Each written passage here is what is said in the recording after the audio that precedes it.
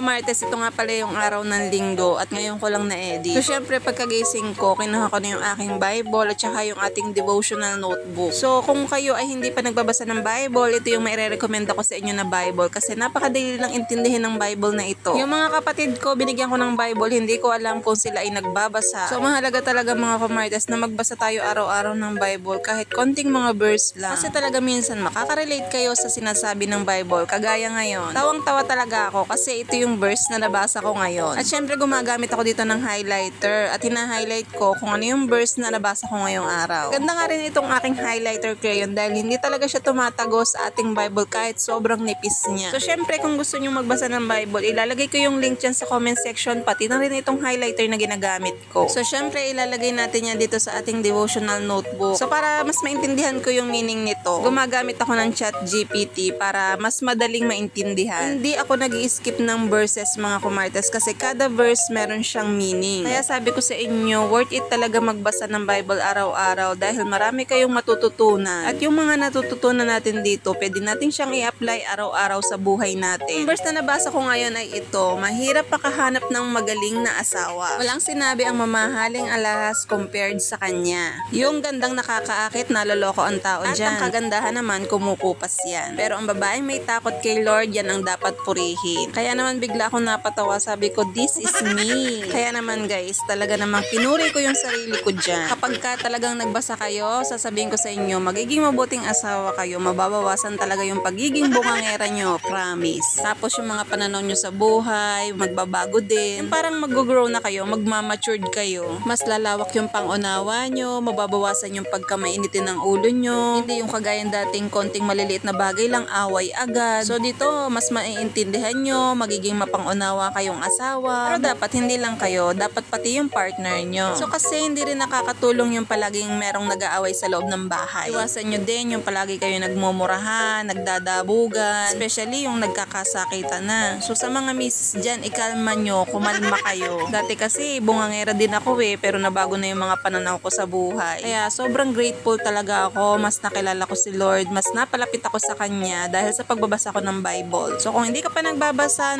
umpisahan mo na. So kami ng asawa ko, bihira kami mag-away niya. Nagagalit lang talaga ako kapag ka nasa inuman, tas pag pinapauwi ko, ayaw pang umuwi. Doon talaga ako nang gigigil, lalo na pag gabi na, mga 10 or 11, nasa inuman pa. Pero sabi ko sa sarili ko, kumalma ka girl. Kung ayaw umuwi, edi wag. Kaya ayun, pinagpe-pray ko na lang sana makauwi siya ng ligtas, ganyan. Tas hindi na lang ako naimik pag dumadating. So diba, mas iisipin mo na lang yung kaligtasan niya na makauwi siya ng ligtas kasi nga galing inuman. Anong saysay pa kung magagalit ka, diba? Ang mahalaga ay makakauwi ng ligtas. So hangover pa yan. Sabi niya, timpla ko daw siya ng malamig na Milo. Ayun, nag-almusal muna. Ako naman, pupunta ako dito sa bakanteng lote dito sa may amin at dito nagpapatay ng baboy si na kuya. So birthday nga ngayon ng tiyahin ko, pinapasama nga kami. Tapos sa side naman ng asawa ko, may swimming naman sila. Pero dahil nga napakadami ko pang gagawin, may mga lulutuin pa ako, di parehas kong hinindian. Dahil nga ang araw ng rest day ay meal prep day. Babaguhin ko na yon, araw ng Sabado, lulutuin ko na lahat. Grabing pagod ko kapag kalinggo, tapos kinabukasan may pasok pa ako, nababalda ako masyado.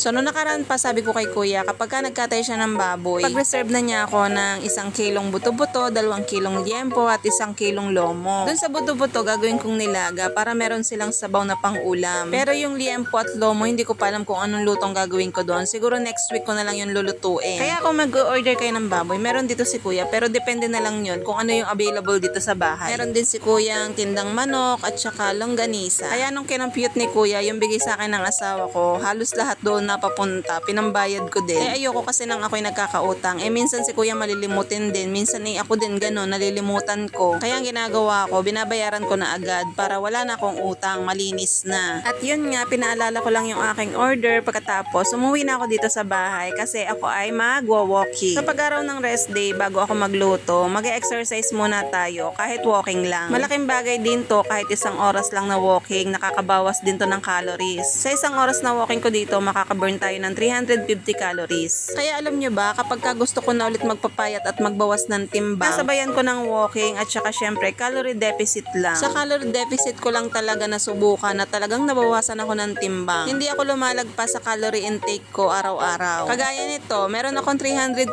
calories na na-burn, kaya pwede akong lumagpas sa calorie intake ko. Kaya kung dati 75.60 tayo, ngayon 70 73.5 na lang. Maya-maya nga napahinto nga yung pagwo-walking ko kasi iniabot na sa akin yung aking order. Sa freezer ko sa loob mga kumartes, hindi na ako naglalagay ng mga hindi pa luto. Kaya kapag ka ganun, dito ko muna inilalagay sa labas. Gusto ko kasi kapag nagbukas ako ng freezer sa loob, lahat luto na, iinit na lang. So kahapon, Sabado, nakapagluto ako ng 3 putahe. Ngayong araw, 3 putahe din yung lulutuin ko ulit. Tamang-tama naman, pagkatapos kong mag-walking, biglang may narinig akong kalembang ng ice cream. Sabi ko, deserve ko naman to kasi nakapag-walking ako ng 1 oras. So syempre, kasama pa din yan sa calorie intake natin. Pagkatapos kong kumain ng ice cream, inilabas ko na nga itong aking 3-layer steamer. Matagal ko na nga pala itong in-order at ngayon ko lang siya magagamit para magluto ng siomay. So ang lulutuin kasi natin ngayon at ang imi-meal prep natin ay siomay. Ito ay medyo matrabaho ding gawin. So hindi naman ako tinutulungan ng asawa ko. Andun sa labas at naglalaklak. Pero hinahayaan ko na kasi minsan kapag